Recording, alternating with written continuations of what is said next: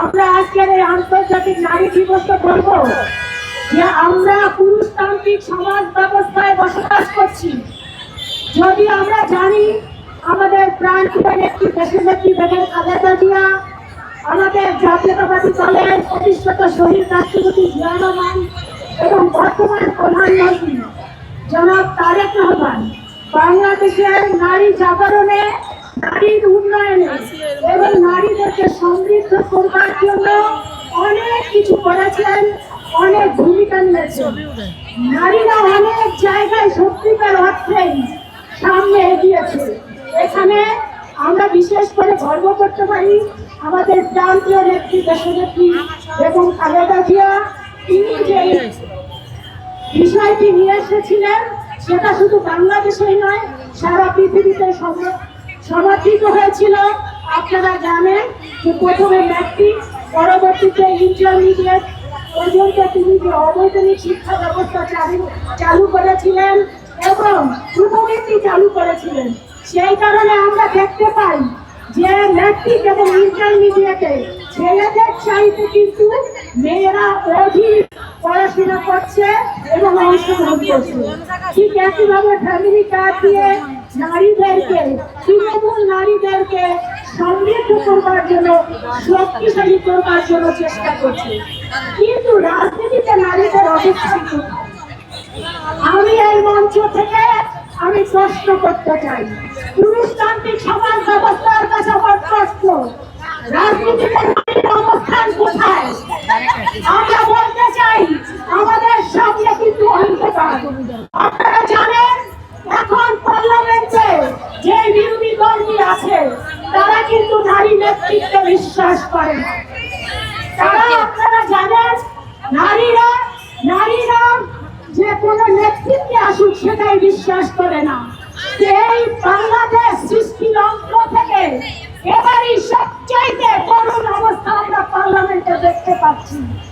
পার্লামেন্টে এবার মাত্র 7 জন নারী নির্বাচিত হয়ে তারা অংশগ্রহণ করছে। একজনও তো তৃণমূল থেকে কোনো নারী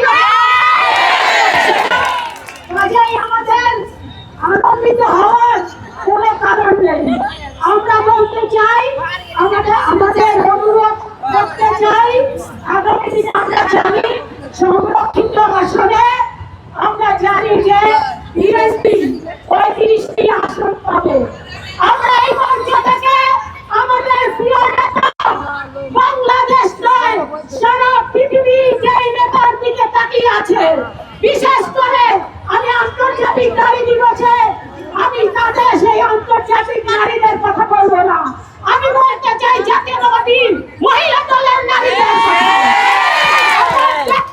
ভাষায় আমার অনুরোধ থাকবে, একদম 35টার মধ্যে 35টাই যেন পরীক্ষিত নারীরা।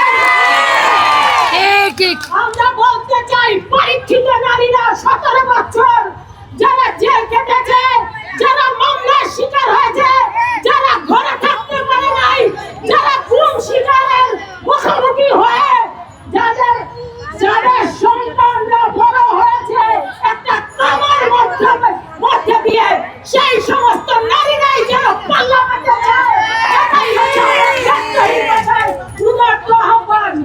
আর আমরা বলতে চাই, যখনই আমরা দেখতে পাই এই পুরুষতান্ত্রিক সমাজ ব্যবস্থায় আমার প্রিয় নেত্রী দেশনেত্রী বেগম খালেদা জিয়ার খুব কাছে থেকে আমি দেখেছি, আমাদের প্রিয় নেত্রী দেশনেত্রী বেগম খালেদা জিয়া সবসময় চেষ্টা করতেন নারীদেরকে সব মূল্যায়ন করতে। দেখবেন নারীদেরকে কিভাবে ব্যবহার করা হয়, নারী সেই নারীদেরকে ভোটের সময় তাদেরকে তোয়াজ করবার জন্য তাদের ভোটার করে পিছনে পিছনে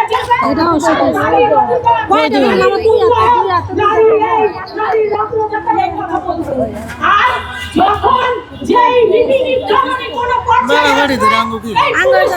সমাজ ব্যবস্থা, তখন দেখা যাবে নারীদেরকে সর্বশেষ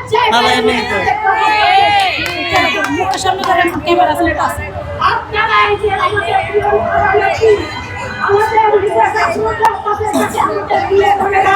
অনেকে এখানে আমি জানি অনেক যোগ্য, দক্ষ এবং পরীক্ষিত নারীরা